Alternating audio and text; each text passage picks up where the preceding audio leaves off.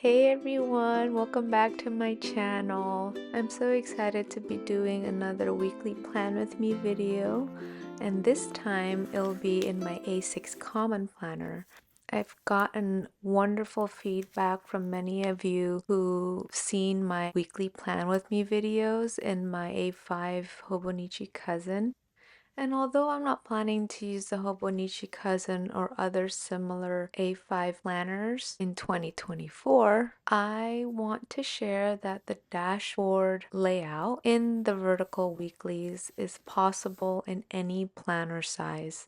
So whether you're a cousin fan, a common planner fan, an A6, an A5, a B6 fan, if you have a vertical layout in your planner, or you have a blank stology or a blank grid notebook and you like to bullet journal and you want to try something new, this video is for you.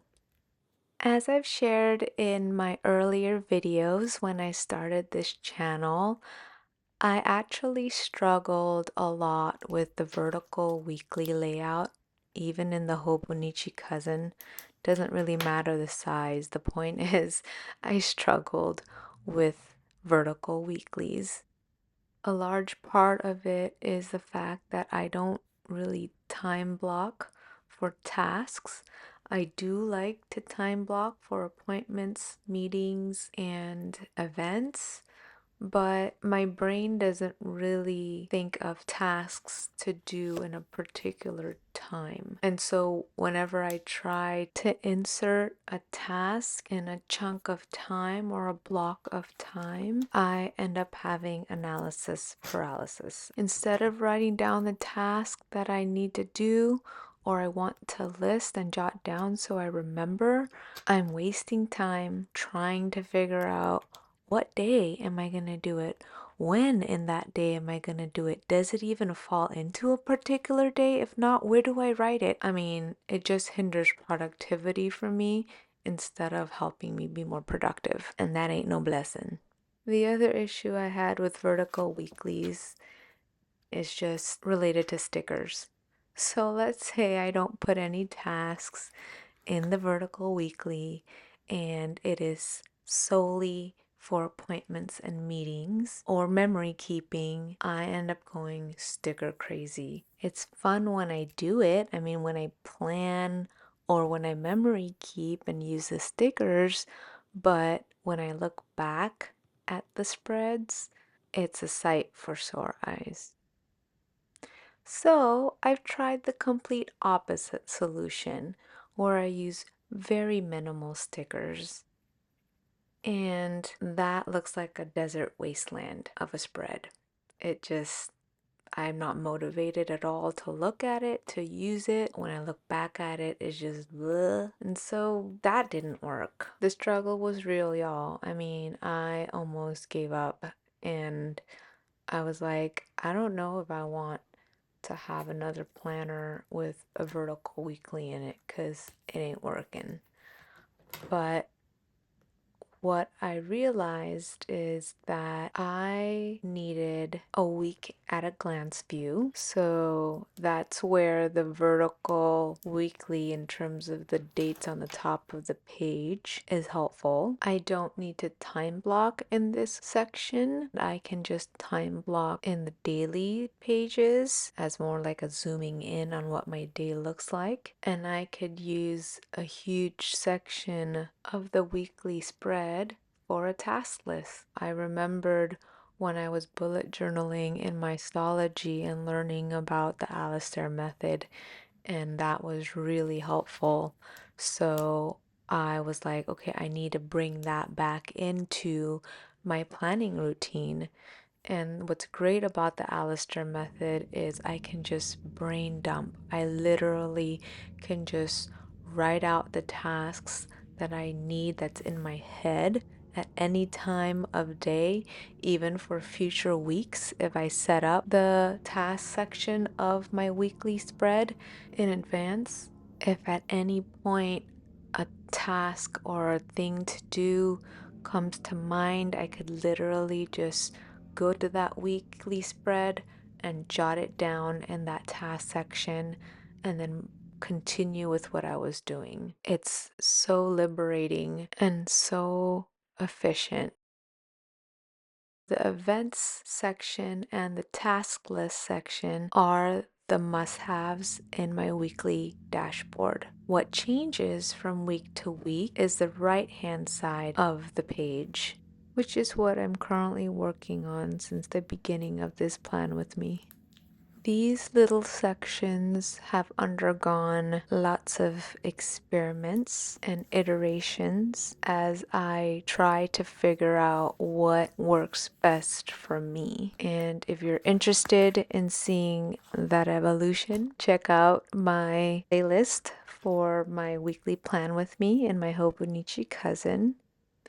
There are certain must-haves in this section as well. For example, the Bailey routine is a must-have, the journal tracking is a must-have, laundry projects are a must-have, and the YouTube channel projects is a must-have. However, there are sections like the packing list that's just applicable for this week. And obviously, because it's a packing list, it's going to take up a big chunk of the dashboard. And so I would need to adjust and move things around. For example, the YouTube channel project section is not vertical but horizontal sideways because that's the only way I could fit it. I also had to make icons for the headers instead of words. So for example, instead of writing record a video, I had to draw the record icon, and instead of writing clip, I had to do scissors and then audio with musical notes and the thumbnail icon instead of writing thumbnail, and also the upload icon instead of writing upload because obviously there's no room to be that wordy. I did not know how hard it's gonna be to draw a thumbnail. I gotta practice more on that, y'all. And there you have it. That's pretty much what the skeleton of the dashboard looks like for this week. So now I'm going to fill it in with events, appointments, tasks, and all the things specific for this week. I usually start by populating all the events and appointments that I have for the week. Next, I'm going to move on to the things I've already completed this week. Oh, by the way, this Univo colors I just got, it's a cloud wrist pad for your keyboard and mouse. And oh my goodness, it also helps with writing. As you can see, I'm using it because, I mean, this book is pretty thick and writing on the edges is sometimes very difficult to do. And I'm surprised that this is actually helpful. Anyway, back to the dashboard. As you can see, each of these sections on the dashboard functions like a brain dump. So I am not thinking of anything other than the tasks I want to do, the types of clothes I want to wash, what I'm planning to work on in terms of my YouTube channel. And then, as you could see, I'm doing right now, once the brain dump happens, I then figure out, okay, when do I want to do it? Have I done it already? And then crossing them out. And so really the process is very efficient. So let's do a side-by-side comparison of my weekly dashboard in the Hobonichi Cousin and in the A6 Common Planner. Both have an events section and a generous Alistair method task list, Bailey's routines, the journal tracking.